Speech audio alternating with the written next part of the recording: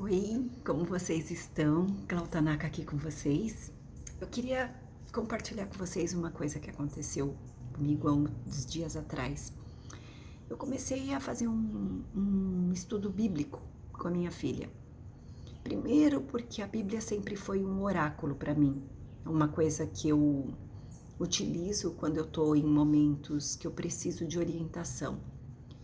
Porque para me reconectar com a minha espiritualidade, com Deus, com o divino em mim, eu não preciso da Bíblia. Então, não é para isso que eu uso ela.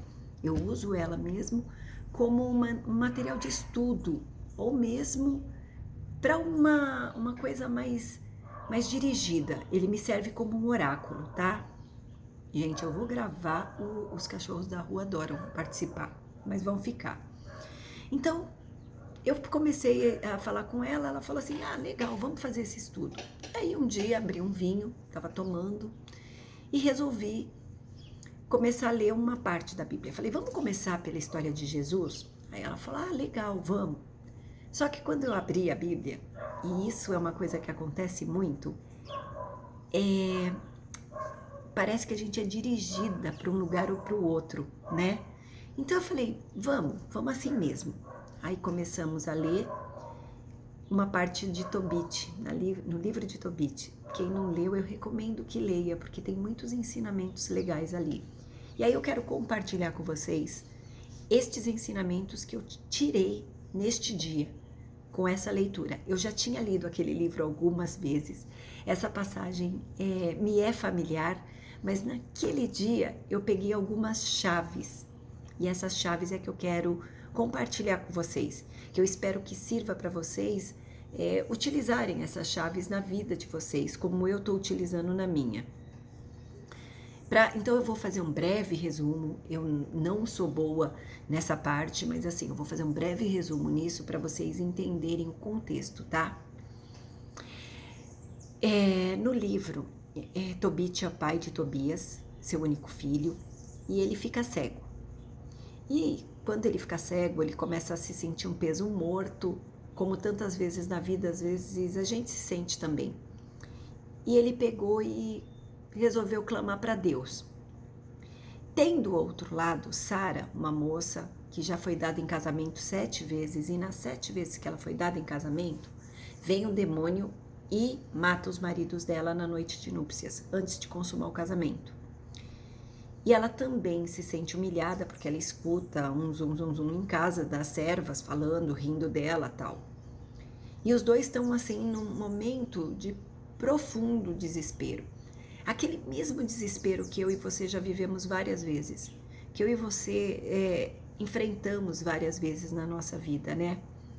E aí, ele pega e ajoelha, bendiz Deus, e ele pede libertação daquela situação que ele está vivendo. Sara, do lado dela, faz a mesma coisa, ajoelha, bendiz a Deus e diz, me liberta disso.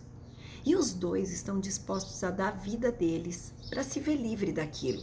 Ou seja, eles não iam para o suicídio, mas eles gostariam da morte para se libertar. Ok. O que acontece e quais são as 3 chaves que eu peguei neste momento dessa leitura, tá? Eu peguei a primeira chave, o ajoelhar. O que significa esse ajoelhar? Ajoelhar significa que você, num determinado momento, se põe na condição de humildade. Quando a gente se ajoelha, Deus não precisa do nosso joelho no chão. Ele precisa da nossa humildade. E por que ele precisa da nossa humildade? Que eu acho que tem uma coisa muito negativa que se prega, que a gente tem que se humilhar para Deus. E não é se humilhar para Deus. É ser humilde a ponto de receber de Deus. Só os humildes de coração recebem. E muitas vezes a gente não recebe alguma coisa porque a gente não tem essa humildade. Falo por mim, tá? Eu não tenho essa humildade no meu coração. E eu todos os dias enfrento dentro de mim esse orgulho, essa soberba. Eu quebro todo santo dia dentro de mim para poder abrir a mão e falar, Pai, eu recebo.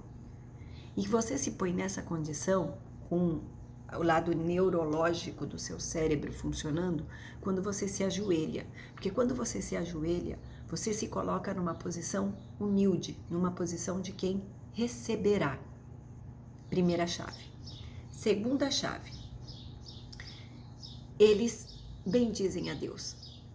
Eles, naquele momento de profunda dor, eles falam: Senhor, o Senhor pode tudo, o Senhor é o máximo, o Senhor é minha vida, o Senhor é tudo.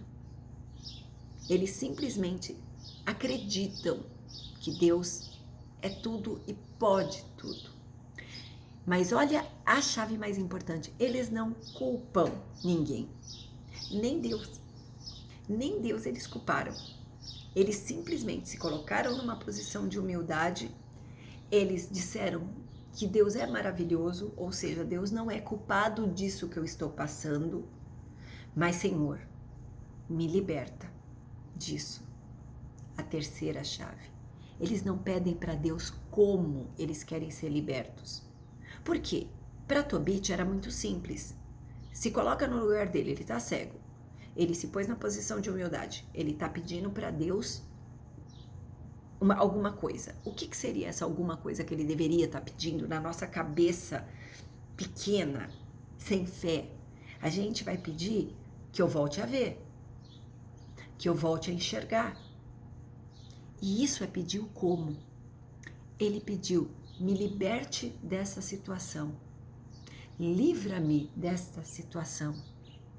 Quando a gente pede para Deus, livra-me dessa situação, nós depositamos na mão dele, do Pai, a confiança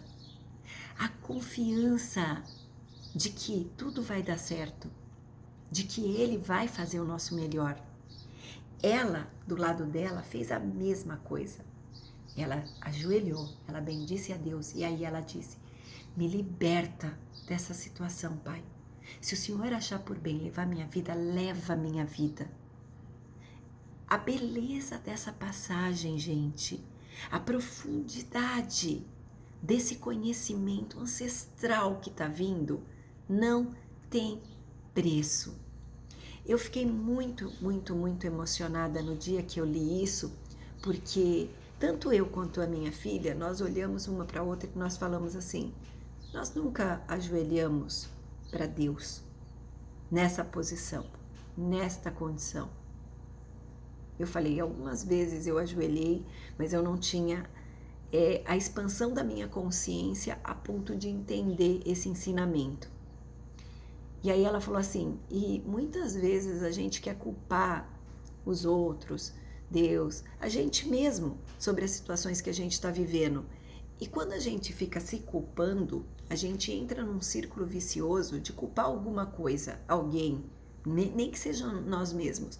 E essa situação não produz uma mudança genuína. O que produz uma mudança genuína na gente? Autorresponsabilidade. Dizer assim, ok, eu me meti nessa confusão, o que eu posso fazer para melhorar essa situação? O que eu devo fazer? E aí você escolhe um caminho em cima disso. Ok? E essa outra parte de confiança.